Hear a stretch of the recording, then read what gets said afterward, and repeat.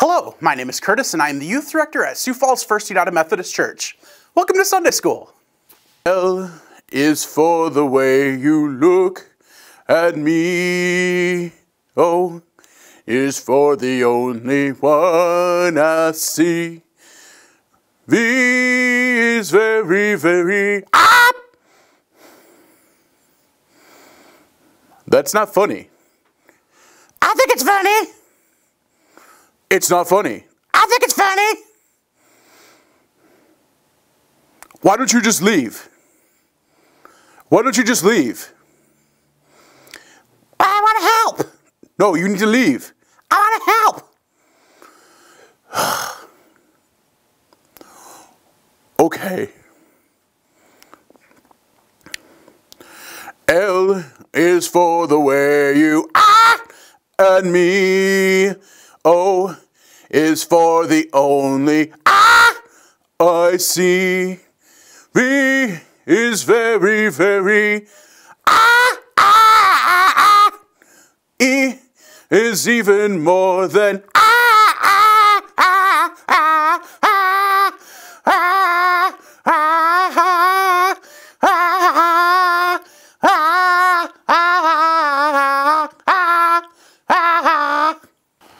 Today's Bible verse comes from the Gospel of Luke, chapter 8, verses 40 through 56. When Jesus returned, the crowd welcomed him, for they had been waiting for him. A man named Jairus, who was a synagogue leader, came and fell at Jesus' feet. He pleaded with Jesus to come to his house because his only daughter, a 12-year-old, was dying. As Jesus moved forward, he faced smothering crowds. A woman was there who had been bleeding for 12 years. She spent her entire livelihood on doctors, but no one could heal her. She came up behind him and touched the hem of his clothes, and at once her bleeding stopped. "Who touched me?" Jesus asked. When everyone denied it, Peter said, "Master, the crowds are surrounding you and pressing in on you." But Jesus said, "Someone touched me. I know that power has gone out from me." When the woman saw that she couldn't escape notice, she came trembling and fell before Jesus. In front of everyone, she explained why she had touched him and how she had been immediately healed. "Daughter, your faith has healed you," Jesus said. "Go in peace." While Jesus was still speaking, someone came from the synagogue leader's house, saying to Jairus, "Your daughter has died. Don't bother the teacher any longer."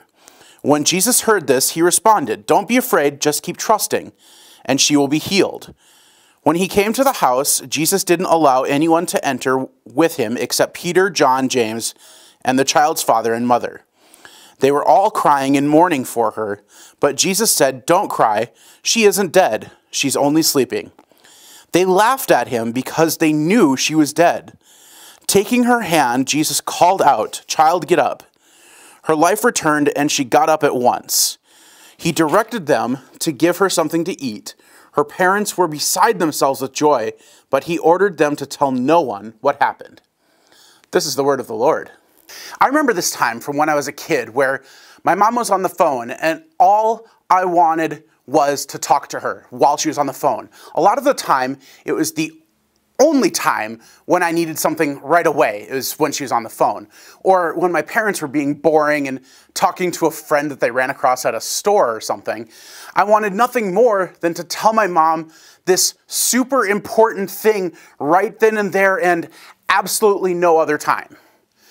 I remember also when I was a kid and these things, they just couldn't wait. And it was probably because my little kid mind thought of something and I didn't want to forget the thing before I let my parents know about it. And this didn't just happen with my parents, it also happened in school. I was definitely that kid that when I had something to say, whether or not it had anything to do with what it was the class was talking about, I wanted to say it. I was an interrupter. When an interruption comes from a kid, it can be cute, at least as long as you're not the one being interrupted. But interruptions, they come in so many different forms that a lot of the time, they're not cute. Interruptions can come in the form of a car accident and forces you to stop everything and take care of insurance and getting your car fixed. And maybe even getting yourself fixed if you are injured. An interruption can come in the form of losing or transferring jobs, having to learn a new normal. And I think it would be remiss to not talk about this big interruption that's happening right now, is this global pandemic. None of these things are cute. Interruptions have this tendency to lift up our focus from the normal and force our attention on this new task at hand. In our Bible verse for today, Jesus gets a mission from a desperate father whose daughter is dying. Jesus starts to move immediately to save the poor girl when the crowd of people gathers around him. Some other translations even say that he was nearly suffocated because there were so many people. In the midst of this crowd, a woman who had some kind of physical ailment was there in the crowd, and this woman was desperate. She had spent every penny over the last 12 years to find a cure for her problem. And as with everyone else in the crowd, this woman probably knew exactly who Jesus was and what kind of power he had. And all she wanted was just this little bit of relief. Because of her belief, because of her faith, and because of her persistence, she got to Jesus. And touching the hem of his coat, she was healed. And Jesus knew immediately that someone had done this. And the woman drops to her knees and begs for mercy. And Jesus then only has kind words to say to her. After this, Jesus and Jairus continue on when one of the people from the synagogue came to them and told Jairus that it's too late. His daughter didn't make it. But Jesus interjects and tells them not to worry. Now, Jairus could have been pretty upset with Jesus, and he probably was, thinking that he wasted time on this woman.